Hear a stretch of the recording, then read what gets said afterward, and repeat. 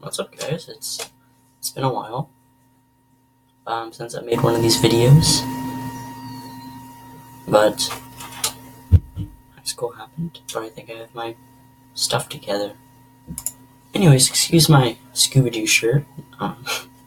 We're going to watch World War One, the Seminal Tragedy,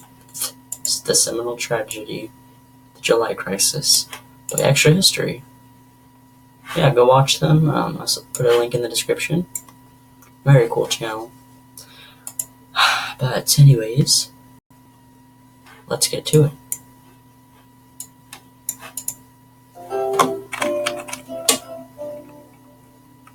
July 1914. The Archduke and Duchess are dead. Gavrilo Princip is in jail, but catastrophe is not yet certain. Act 2 begins. We open on an Austrian delegation arriving in Potsdam. It is now a week after the assassination of Franz Ferdinand. The Austrians want to take action. They want war with the Serbs, who they think are behind the group. Oh gosh.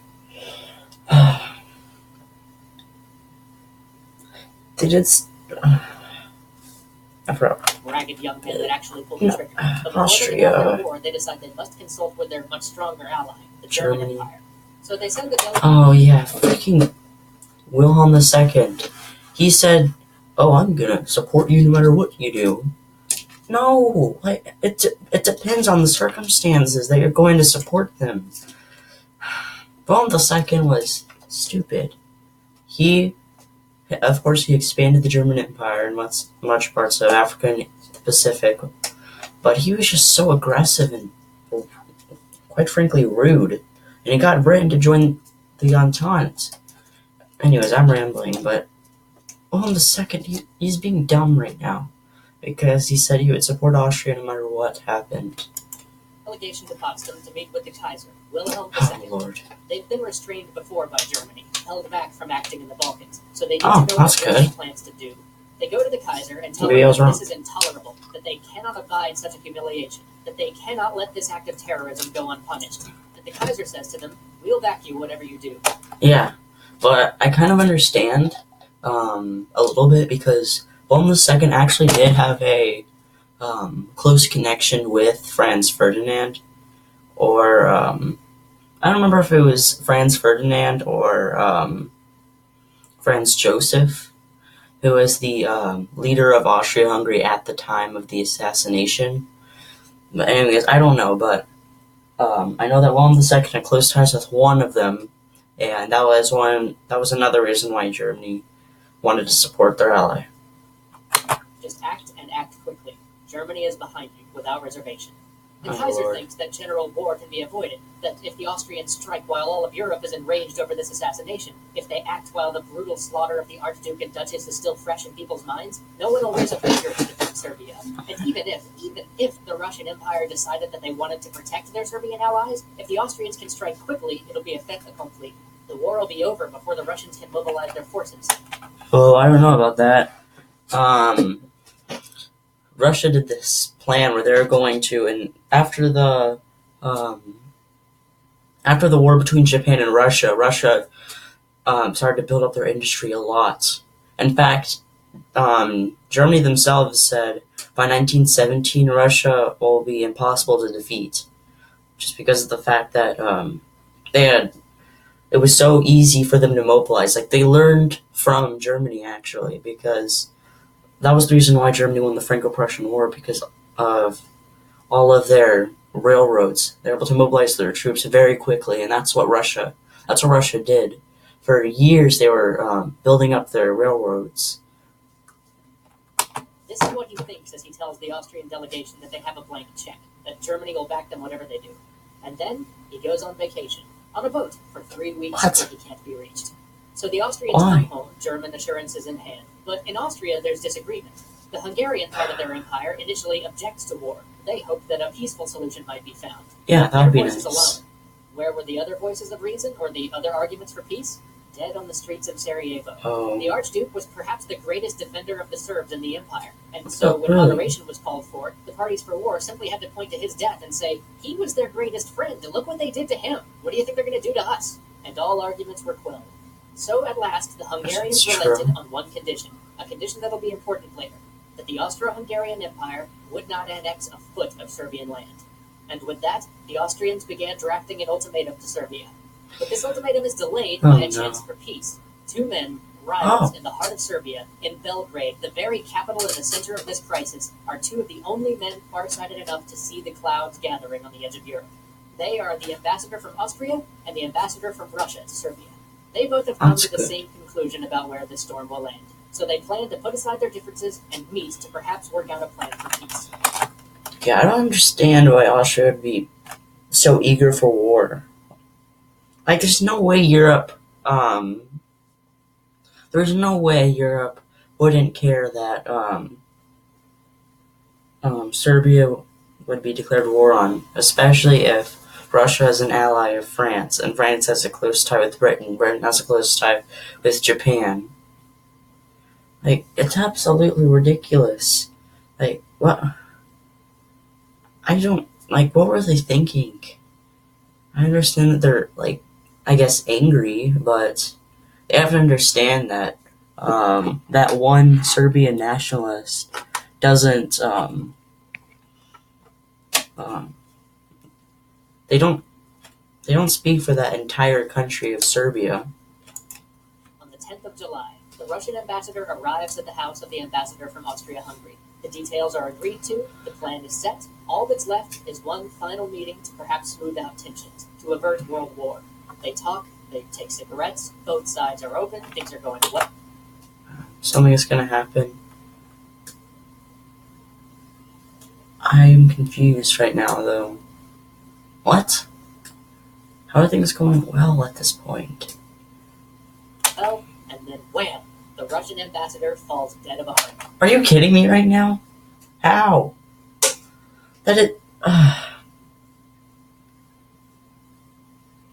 Well, it seems ridiculous how there are so many coincidences. First, all the assassins end up not killing Franz Ferdinand at first, and then he goes to visit the hospital instead of going to a place where he could be protected. But he makes a wrong turn somehow. Not him, whoever was driving made a wrong turn. And then the Russian ambassador just randomly had a heart attack. Nothing signed. Oh, Lord. The Serbians blame the Austrians. Rumors circulate that they had the Russian ambassador assassinated, that the Austrian ambassador killed him in his own house. Worse still, this leaves the Russians without an ambassador in Serbia. As events begin to accelerate toward war, they have no diplomatic channel at the center of everything, no lines of communication, no eyes or ears on the ground. They have nobody with the experience, connections, or familiarity with Serbia that the former ambassador had to send out. And even if they did, it'd take weeks to get them appointed and shipped from Moscow to Sarajevo. Weeks they don't have. But with this last overture turning to catastrophe, the Austrians decide it's finally time to send their ultimatum. But they can't. Again, they delay. You see, President Poincaré, the leader of France, is going to Russia to meet with the Tsar, and the Austrians, ever nervous, decide that they can't send the ultimatum while their two greatest adversaries are meeting together in the same place. It would never do. They could make decisions too quickly. They could coordinate in ways they normally couldn't when they're 1,000 miles apart. So the Austrians delay. They wait until Poincaré is 100 miles out to sea. Wait, I thought their original plan was to strike at Serbia as fast as possible so they wouldn't care. And then it's delayed twice. This is not good. I wonder what's going to happen next. For sending their ultimatum. But at last, on the 23rd of July, an ultimatum is sent from the Austrians to the Serbs. No. The Serbs have 48 hours to agree to all points or face war. The ultimatum asks many things, but most of all, it asks that Austrian police be granted free rein to investigate the assassination on Serbian soil. This is impossible. Why To would they agree to such a accept thing that? is tantamount to giving up sovereignty. No nation would accept this. But that's alright, because the ultimatum is only a ruse anyway, a cover for what the Austrians really want. The Austrians want war. They want the ultimatum to be rejected, because they want to appear to the world as though they gave the Serbs a chance to avoid a conflict. They want to appear blame-free for the invasion they're planning. And here's That is plain rude. Europe begins to boil. Up until this Rude. point, the crisis in the Balkans is just Honestly. another event on the world stage. But all of a sudden, with the release of this ultimatum, people start to clue into what's happening. Powers outside of Austria, Germany, and Serbia begin to pay attention. But for us, we're going to turn our attention to one man, Sergei Sazonov. Sergei Sazonov was the foreign minister of Russia, and for him, the 24th of July is about to be a very, very busy day. In the morning, he wakes to receive the terms of the ultimatum that Austria sent to Serbia. He reads quietly to himself, then turns to an aide and faithfully utters, "It's a European war." A cabinet meeting is hastily assembled. The highest levels of the Russian government are all there. They resolve to ask the Austrians to give the Serbs more time, while at the same time pushing the Serbs not to resist the Austrians.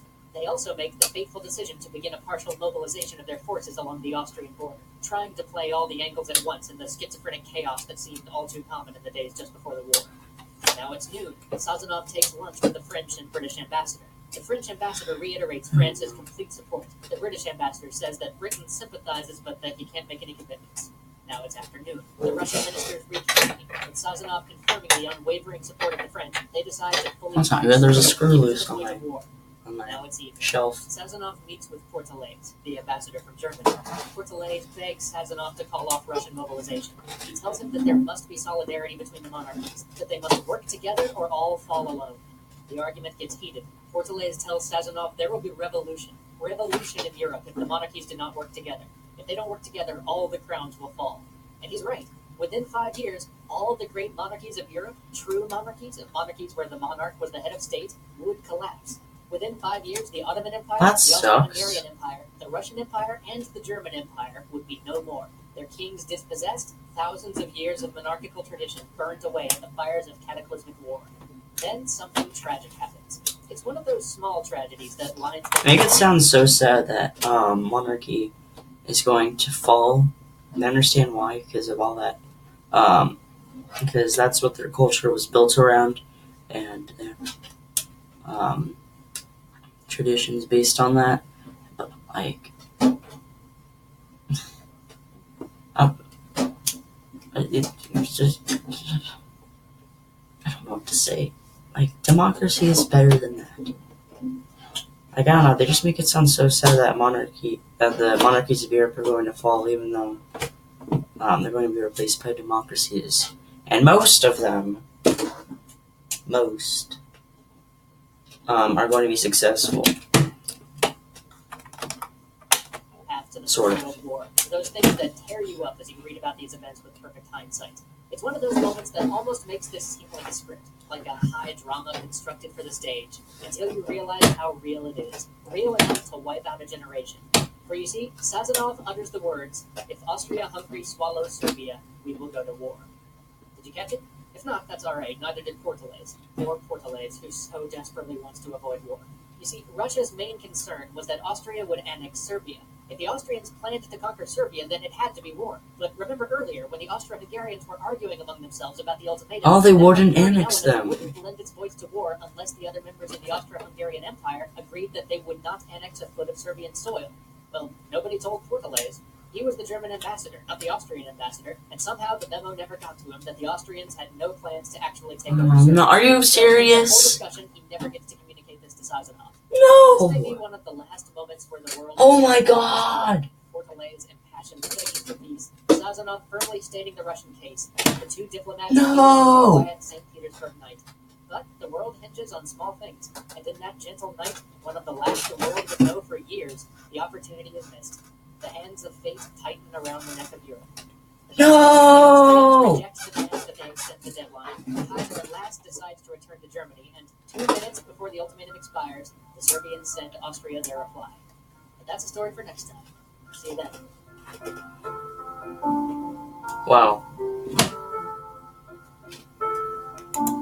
That seemed like it went by fast. But yeah, that's crazy. Like, the events that led up to World War I are probably like the most spectacular out of any other war that I've ever studied.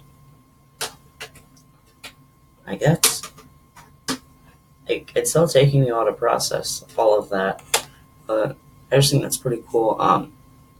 I think there's a part 4. Let me see.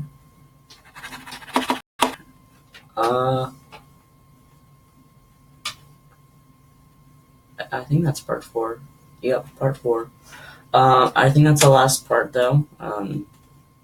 Anyways, thank you all for watching. It's nice to be back with my reaction videos.